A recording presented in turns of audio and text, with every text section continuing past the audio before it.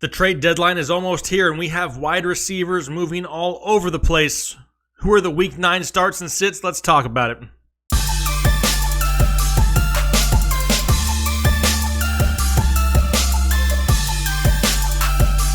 Hey, what's going on, everybody? Jake, Fantasy Headliners. Hopefully everybody's having a good week out there. And this is trade deadline week for the NFL, and there's moves already.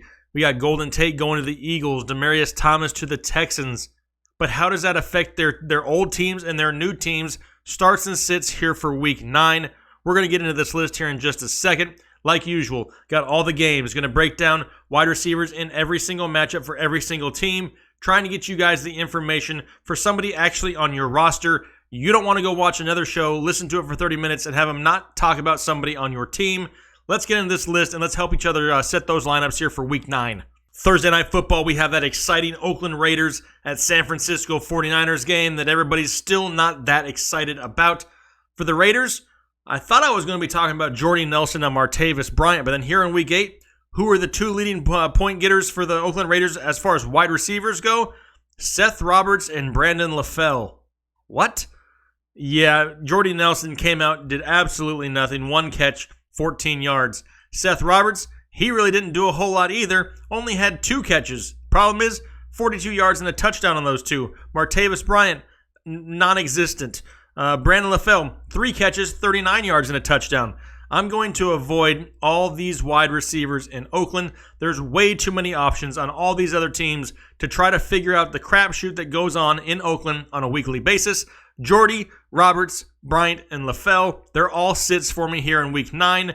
I have no idea what's going on in Oakland, and I'm hoping they have some master plan because I'm waiting to see what it is. On the 49ers side of the football, we really only have Marquise Goodwin that we know about, right? But once again, he had his big home run play, and that was it. 1 reception, 55 yards on a touchdown. Great. The problem is they need to get him the ball more. The most receptions he's had in a game so far this season is only 4. That was back in Week 6. They need to try to find a way to get him more involved. Pierre Garçon, he's dealing with an injury. It's possible that he doesn't play on Thursday. Kendrick Bourne, if you've ever heard of him, led the team in receiving this past week from the wide receiver position. 7 catches on 71 yards, 14 fantasy points in PPR leagues. And he's really somebody that I don't think we can trust at this point. Yes, he had a decent game, but he's not going to be somebody that you go out there, scoop up, and start. Marquise Goodwin has that home run potential, like you see. But as of right now, he is a low-end flex play at best for the San Francisco 49ers, and I'm not going to start anybody else in this game. I don't expect a whole lot of fireworks on Thursday Night Football. All right, Bears and Bills, first game on Sunday that we'll talk about. For the Bears, we have Taylor Gabriel, Allen Robinson, and Anthony Miller. Now, Allen Robinson sat last week with a groin injury, and there's a chance that he could miss the game again this week. Taylor Gabriel was somewhat of a disappointment to a lot of you guys. He only had 9 fantasy points in PPR leagues, 4 catches, 52 yards. However, if Allen Robinson continues to sit out and miss time, Taylor Gabriel is somebody who has a lot of upside that you could plug and play in your lineup as a flex play week in and week out. He has that potential. It was just 2 weeks ago, 5 catches for 110 yards. 2 weeks before that against Tampa Bay, 7 catches, 104 yards, and 2 touchdowns. He's somebody who's involved in this game plan. Yes, this past week he wasn't overly utilized. Some of those targets that go his way went towards Anthony Miller, who only had 3 catches for 37 yards, but got the touchdown that really would have made Gabriel's day better. That went Anthony Miller's way. Like I said, Allen Robinson, I'm not going to touch, especially with a groin injury from a wide receiver position. It's just too much to have to risk on a weekly basis, especially at this point in the fantasy football season, where you can't really afford to take a whole lot of risks. Out of all of these guys, the only one that I would start this week against the Buffalo Bills defense, which is ranked 6th against opposing wide receivers, on average giving up only 31 points per game to opposing wide receivers, and only this past week against the New England Patriots, 15 receptions, 195 yards, but no touchdowns allowed to Tom Brady's outside weapons. It's a decent defense in Buffalo, and I think we saw that here this past Monday, and we need to give them a little bit of credit for it. Only guy that I'm going to start this week from the wide receiver position for the Chicago Bears is going to be Taylor Gabriel as a flex play only. For the Bills, we have It doesn't matter who we have. We're not starting anybody from Buffalo, especially if Nathan Peterman is the quarterback. Bucks and Panthers are next. So for the Tampa Bay Buccaneers, we mentioned it in the waiver wire episode. Fitzmagic is back. and I'm super pumped about it because that really boosts the value of all three wide receivers in Tampa Bay. You got Mike Evans, Deshaun Jackson, and Chris Godwin. All these guys were very productive and very valuable the first 3 weeks of the season with Ryan Fitzpatrick. Mike Evans had a touchdown the first 3 weeks of the season. Deshaun Jackson, 3 touchdowns first 3 weeks of the season. Chris Godwin, 3 touchdowns first 3 weeks of the season. You can kind of see a little bit of a trend here. All of these guys have a lot more value with Ryan Fitzpatrick than they had with Jameis Winston. I'm definitely going to start Mike Evans. He's 100% must start this week in a somewhat of a tough matchup. Yes, I get it. The Carolina Panthers, 14th against opposing wide receivers, giving up on average 34 points to all opposing wide receivers, have never allowed more than 1 receiving touchdown in a game so far this year to opposing wide receivers. So that's something to think about. But this is Ryan Fitzmagic, and he can break all kinds of rules. Love the matchup. Loved Mike Evans this week. He's going to be a definite start for sure. Deshaun Jackson, like I said, he had over 100 yards 3 out of the first 4 games of the season, and then hasn't had anything really since. He's been unhappy in that locker room. He requested a trade. No trade at the time of this recording has happened, and maybe him with Fitzmagic makes that locker room a little bit more cohesive. There could have been all kinds of issues with Jameis Winston.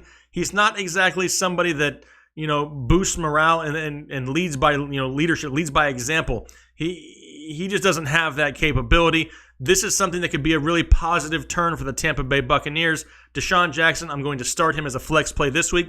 Chris Godwin, also solid flex play this week, especially with Ryan Fitzpatrick. They have great chemistry, and I expect a lot of throwing out of Tampa Bay. Mike Evans must start. Other 2 flex plays here for week 9. For the Panthers, we have Never Funchess and DJ Moore, who we'll talk about since he kind of burst onto the scene here the past few weeks. I got a lot of hate last week for the Never Funchess hashtag that continued. And then what did Never Funchess do? He went out and performed in Never Funchess style. 3 catches, 27 yards, 5 fantasy points in PPR leagues, and the hashtag remains. Now he gets a really good matchup against the Tampa Bay Buccaneers, the 31st ranked team against opposing wide receivers. They've given up receiving touchdowns to opposing wide receivers, at least one of them, every single week of the season. Do I want to break the hashtag on this show? I broke it last week with Crabtree and said he was sometimes Crabtree, and that backfired on me. So you know what? I'm staying faithful to you, the viewers. I'm standing strong, and despite an awesome matchup, I'm sticking with Never Funchess. Moving on to DJ Moore, though. I talked about him in my waiver wire video. He's somebody who's been highly productive here of late. This past week against the Baltimore Ravens, 5 catches for 90 yards, and then also added another 39 yards rushing on the ground. To me, he has more value going forward in this offense than a Devin Funchess does. They can use him in a lot of different ways. They can run end arounds, get him, rushing out of the backfield. He's got that running back mentality. Once he has the ball in his hands, he can make things happen. Every single week, his usage has progressed more and more. He's somebody that they're going to look at more and more down the stretch, and I really like DJ Moore going forward. Now, do I want to start him here in week 9? Yeah, I kind of do. I want to make him a flex play in 10 to 12 teams or larger. He has that upside in a great matchup, and Cam is starting to look for him a lot. I like DJ Moore, and I'm starting him here in week 9. Chiefs and Browns are next, and for the Chiefs, it's kind of like every other week. If you have them, you start them. That offense is just too explosive to put on your bench. Here's the issue. Tyreek Hill, dealing with a strained groin at this time, really need to monitor him throughout the week. If for some reason he misses time, Sammy Watkins not only gets a huge bump, but look out for Chris Conley. He's somebody who could have some sneaky value end of the week if Tyreek Hill actually misses this game. Pay attention to it. Watch the practice reports. If Hill is limited or out, obviously he's not in your lineup, and if you're in a pinch and you need somebody last minute, Chris Conley is a total crapshoot, but could have some sneaky value. For the soap opera that is the Cleveland Browns, you have Jarvis Landry and Antonio Callaway. Now, Jarvis Landry had a good game 2 weeks ago against the Buccaneers, 10 catches, 97 yards, and a touchdown. The problem is that's really his best game of the year. Has only gone over 100 yards twice so far this year, and this past week, 8 catches for 39 yards. If you're in a PPR league, it's decent value, but it's not what you want to see out of Jarvis Landry. I'm looking for a resurgence in the Cleveland Browns offense. Usually after a coaching change, especially at a place where they're going to be playing at home against a high-powered offense, they're going to have to throw the ball. If Kansas City can get an early lead, Baker Mayfield is going to be forced to fling the ball for almost all 4 quarters. Jarvis Landry is going to be his top target, and he's going to remain a start for me here in Week 9. Antonio Callaway, of course, he starts to fall off people's radar. What does he do? 5 catches, 36 yards, and a touchdown. Probably on the fantasy bench of everybody out there. He is somebody who has sneaky value. Now, am I going to say he's a must start here for Week 9? No, he's not. But if you have no other options, if you're in a deep league, he's worth a flex play if you have nothing better to go out there and get. Now, there are some guys from my waiver wire show, maybe like a Cortland Sutton now that Demaryius Thomas is out of town. I would put him above an Antonio Callaway for his production possibly in that offense in Denver. But Antonio Callaway, if you have no better options, is worth the crapshoot as a flex play only because he's got such high upside in a game where they're going to have to throw the ball a ton. Jets and Dolphins are next for the Jets. You really got Jermaine Kearse and maybe Rashard Matthews to talk about. Robbie Anderson still unclear whether he plays or not with an ankle injury. Quincy Enunwa looks like he's still going to miss another game. Terrell Pryor's no longer on the team. They really got Jermaine Kearse and Rashard Matthews. Rashard Matthews has yet to do anything with the club, but is this the week that we start to see him a little bit more? It's entirely possible. Jermaine Kearse has been disappointing, to say the least, ever since all these injuries occurred. This past week against the Bears, a team you can throw on, he only had 3 receptions for 30 yards. This is someone where Rashard Matthews could enter this mix and get a large target share just because there's not a whole lot of options. It's kind of why I bumped Chris Herndon from the tight end position up in my rankings, just because there's limited weapons here for the Jets. They're going to have to throw the ball. They're going up against the 16th rated pass defense to opposing wide receivers, giving up on average 34 points per game. This past week against the Texans, they were shredded by Deshaun Watson and DeAndre Hopkins. 210 yards receiving, 3 touchdowns to opposing wide receivers. The problem is they really don't have those same type of weapons that Houston has, but they're going to have to throw the ball a lot this week, even though you can run on Miami. It's not exactly a solid running game for the Jets either. For that reason, I'm going to sit both Jermaine Kearse and Rashard Matthews until we can start to see exactly where this offense is going to go, because right now it's just too hit and miss. There's not one solid guy that you can count on in this offense, at least until Quincy Enunwa comes back. He seemed to be the most reliable of all the options at the beginning of the year. For the Miami Dolphins, we're kind of limited with our options also. You have Danny Amendola, who's been the most consistent option over the past 3 weeks. Double-digit fantasy points in PPR leagues 3 straight weeks in a row, and kind of seems like the safest play at this point. You have Kenny Stills, and it's still unclear whether he plays or not this week. And then you have Bigfoot Devontae Parker, who made a sighting last week. 6 catches for 134 yards, but am I really quick to just throw him into my lineup? It's Devontae Parker. I'm not really that, happy to just click the submit roster button with his name checked. It kind of gives me that not so warm and fuzzy on the inside. Right now, Danny Amendola seems to be the safest bet in this offense going forward, especially in PPR leagues. As of right now, he's the only guy I would start. Now, Devontae Parker, because I know I'm going to get a lot of questions about Devontae Parker and how can I sit the guy? He's going to get a lot of volume. He just had a great game.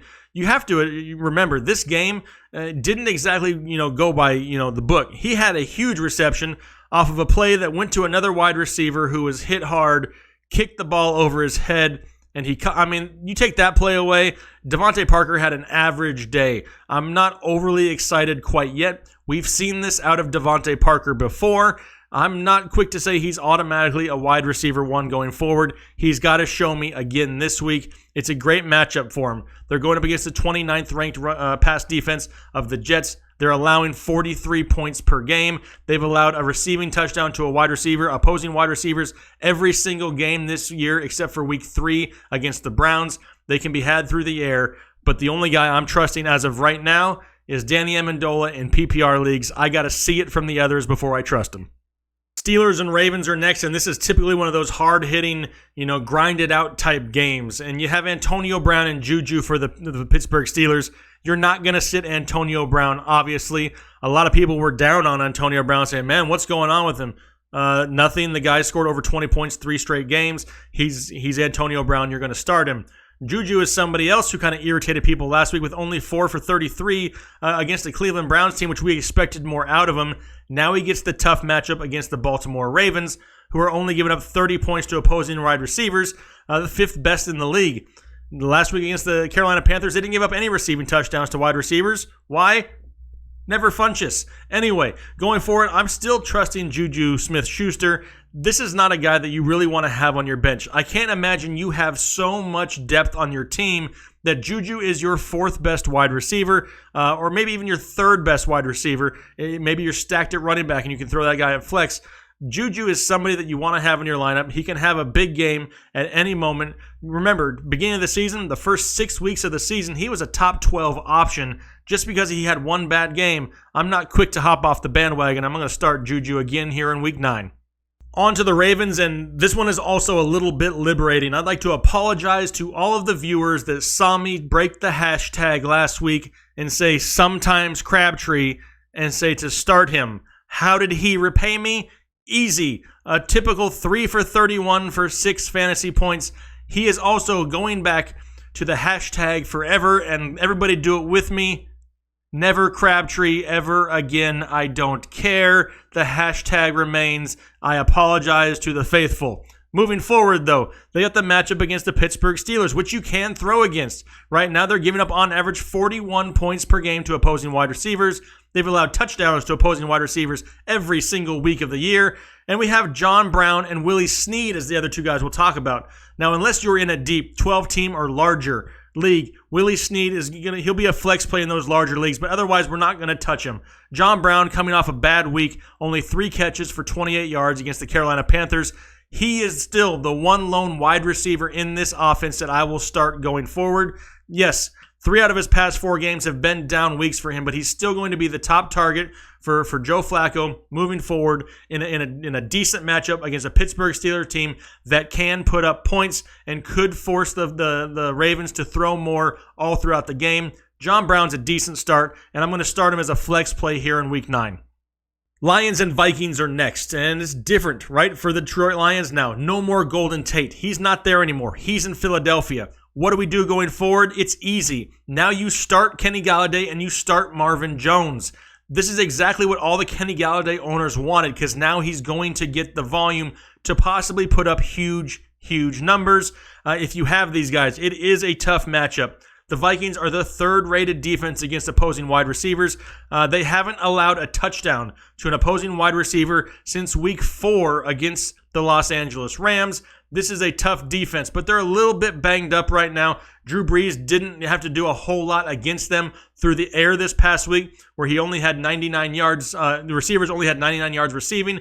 This is still a tough matchup. However, in an offense like the Detroit Lions, where they're so reliant on the pass, now you have one less of that 3-headed monster there to split up that volume between Jones and Golladay. It makes them both must-starts going forward.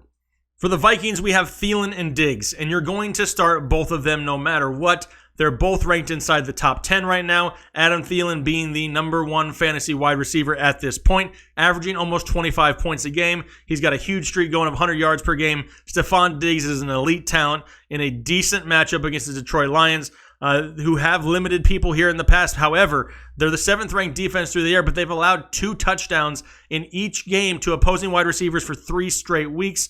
You wouldn't bench these guys anyway. Thielen and Diggs, must-starts again here, Week 9. Falcons and Redskins are next. Starting off with the Falcons, we have Julio Jones. And bold prediction, if you want to call it that, for Week 9, this is the week that Julio Jones gets in the end zone. That is my prediction here for Week 9. If you have him, regardless, he's still a must-start for you. Calvin Ridley, someone who started off really hot to begin the season and has slowly started to cool off. Coming out of the bye week, he's going to get healthy again, and they're going to start featuring him more and more. If you have him, he's a flex play only in 12-team leagues or larger. Mohamed Sanu is somebody who was dropped in a lot of leagues, especially once the bye week came.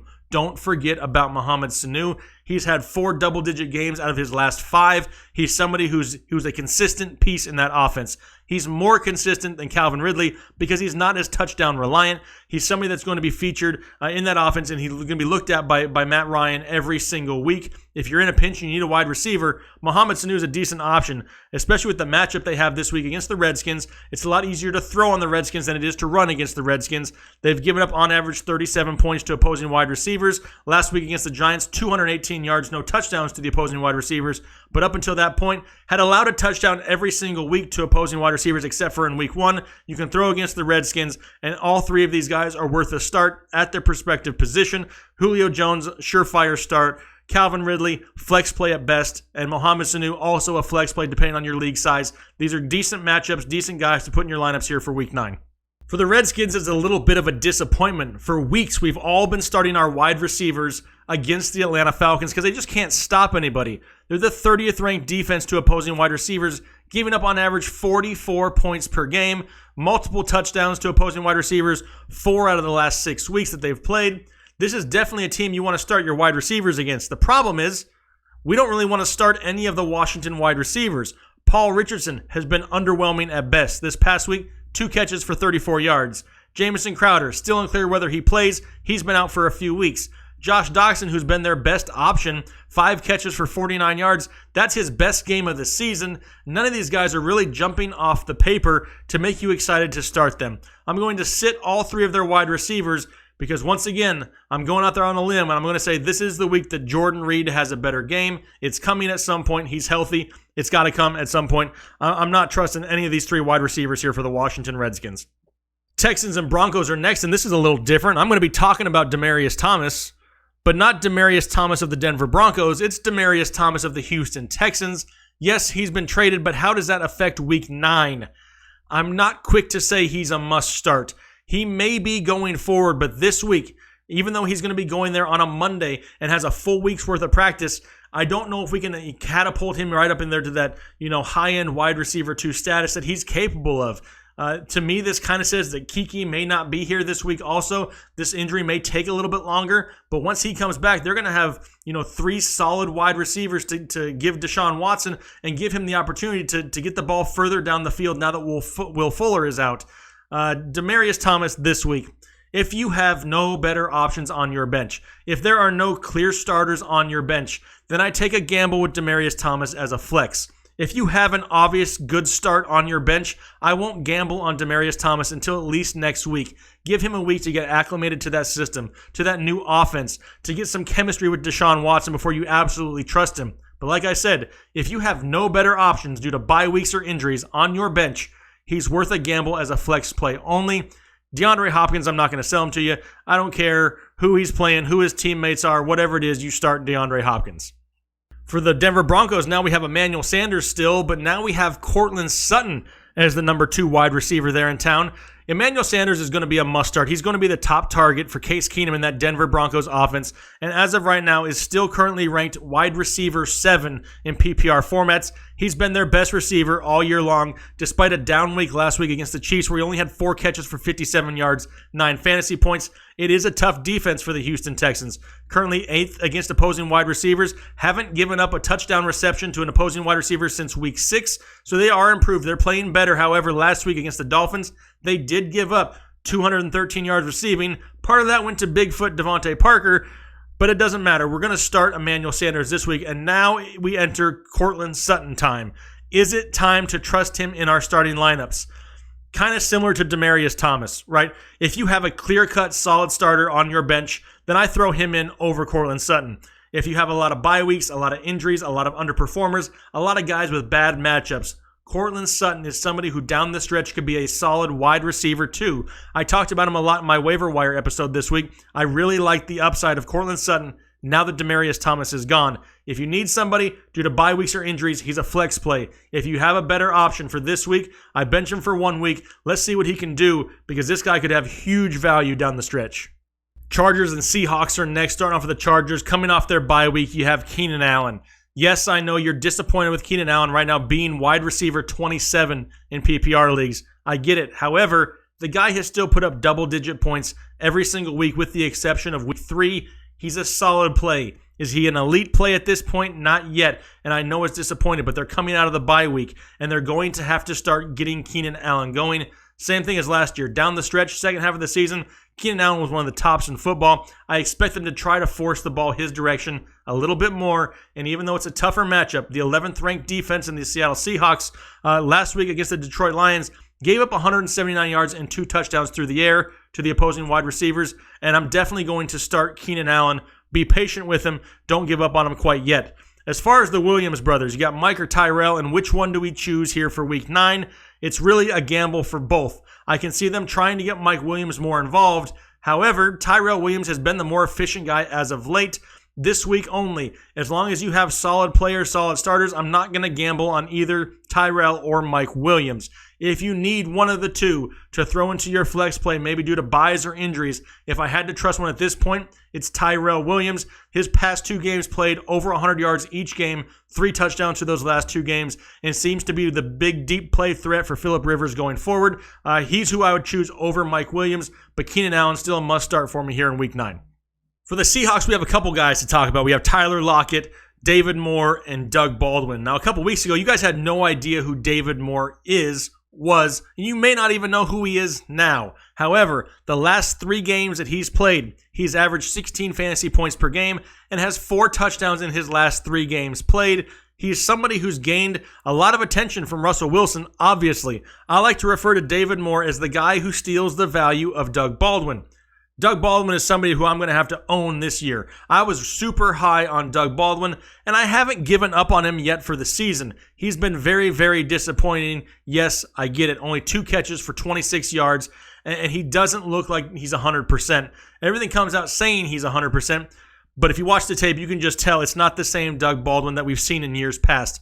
I'm not giving up on Doug Baldwin yet, but am I going to start him here in week 9? No, and watch, that's totally going to backfire, and he's going to have a huge game. But I need to see him start to progress in this offense. A lot more is going Tyler Lockett's way, even though this past week he only had 2 catches, 34 yards, but another touchdown. He's now had a touchdown every single game this year, with the exception of week 4 against the Arizona Cardinals. And like I said, David Moore, somebody who we need to pay attention to also. He was in my waiver wire episode, somebody who we need to pick up and stash. They do have a decent matchup, though. The Los Angeles Chargers are 20th against opposing wide receivers. However, the last 2 games played, they've yet to give up a touchdown to opposing wide receivers since week 5. So they have slightly started to improve in Los Angeles. This week, though, Tyler Lockett, he's going to be started as a flex play. David Moore will also be a flex play start for me. And Doug Baldwin, you've hurt me, buddy. I stuck up for you. I'm not giving up on you for the year, but for week 9, I'm going to sit Doug Baldwin and hope it doesn't totally backfire.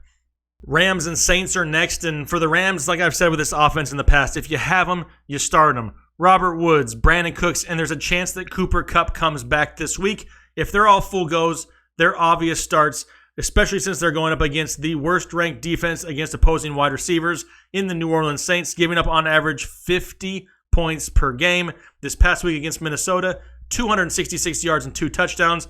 They've given up multiple touchdowns to opposing wide receivers 3 times so far this year. It's a great matchup for a great offense in the Rams. All 3 of these guys are starts as long as they're healthy. On the Saints side of the football, you have Michael Thomas and Traquan Smith, both who were somewhat disappointing last week. I think we expected a little bit more out of them against the Vikings. Michael Thomas, 5 catches for 81 yards. Traquan Smith only had 3 catches for 18. Now they get the Los Angeles Rams at home, an undefeated Rams team, a motivated Saints team going to be playing at home. This is definitely one of those games where you could see a lot of offense. Now, Michael Thomas, if you have him, he's a must start. I get it.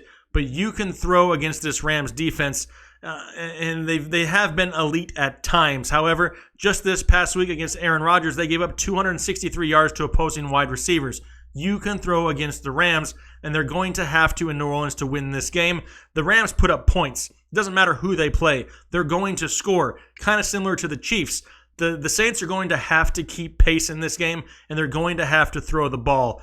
I'm going to live and die by the bold prediction once again. I'm going to start Traquan Smith as a flex play this week. I expect a lot of offense in this game, and Traquan Smith better not let me down because this is now the 2nd week I've stuck up for him. The kid has elite talent. If he can get the targets, he's going to get the production, and he could win you your fantasy week. Now, if you do have somebody on your bench that is a solid starter, kind of like I've mentioned in the past with a few of these guys, and you don't want to gamble, I understand. But me, personally, in the leagues that I have him in, I'm gambling with him as a flex play here in week 9. All right, what could be the game of the week? We have the Packers at the Patriots here in Foxborough. And the Packers, we kind of know, right? We're starting Devontae Adams every single week, no question. But what about after him? What about the Geronimo Allisons, Marquez Valdez-Scantlings, Randall Cobbs? Who's the number 2 there? In my opinion, it's Marquez Valdez-Scantling. He's somebody who is starting to evolve in this offense. The injury time that we lost with Allison and Cobb kind of gave Scantling that opportunity to gain that rapport and chemistry with Aaron Rodgers, and it's starting to pay off. Did he have a huge game last week? No, only 2 catches, but it was 45 yards and a touchdown. And he as of right now, he has the highest touchdown upside of those 3 wide receivers. It is going to be a tough matchup going to Foxborough in a game where the Patriots are coming off a game where they were almost embarrassed by the Buffalo Bills on Monday Night Football. I expect more focus, more concentration, and I can see them more trying to prove a point this coming up week, going up against one of these elite Packers teams, trying to prove they're dominant still in Patriot country. I expect a decent game here. It's going to be a lot of offense, I have a feeling. It's going to be somewhat weather dependent. We need to keep an eye on that also. So Davante Adams is a must start, but I'm going to start anybody else for the wide receiver position for the Green Bay Packers. It's going to be MVS, Marquez Valdez-Scantling, as a flex play only here in Week 9. All right, for the Patriots, we have a couple guys to talk about, right? We have Julian Edelman, Josh Gordon, and Chris Hogan. To me, Chris Hogan, 2 boomer bust at this point. Too many mouths to feed. I'm going to sit Chris Hogan. Last week, I got a lot of hate for sitting Josh Gordon. Josh Gordon then turned around, went out there, had 4 catches, 42 yards, and didn't do a whole lot of anything. And now reports are coming out that he showed up late to the facility. He was possibly going to be traded before the trade deadline. It's something we still need to pay attention to. There's some drama surrounding Josh Gordon. He needs to be monitored. Now, if he's on the team and he's 100% full go by week's end and there's no talks of any punishment or future punishment coming up for Josh Gordon, I will start him this week against the Green Bay Packers. They're going to need the offense. If there's any limitations to Josh Gordon, he's going to be a sit for me here in Week 9. Julian Edelman returned to normal Julian Edelman status this past week. 9 catches, 104 yards, 20 fantasy points, 4 straight weeks in double digits. That's kind of what you're going to get from Julian Edelman, is that consistent floor every single week. He's going to be one of Tom Brady's favorite targets outside of Rob Gronkowski. He's going to be a must start for me again here in Week 9. Monday Night Football, you got the Titans at the Cowboys, and for the Tennessee Titans, I'm not going to start anybody there at the wide receiver position. Why? Nobody's done anything to deserve being started on a fantasy football roster. Corey Davis has been disappointing to say the least. Take away his one big game there, Week 4, where he had 9 catches for 161 yards and a touchdown, and he has no touchdowns on the year. He's been highly inconsistent. Bad quarterback play. I want nothing to do with the wide receivers for the Tennessee Titans here, Week 9. For the Dallas Cowboys, you have Cole Beasley and Amari Cooper. But do we start either one of these guys here in Week 9? Debatable. Cole Beasley is somebody that if you're in a larger league looking for a flex play, he's a solid play.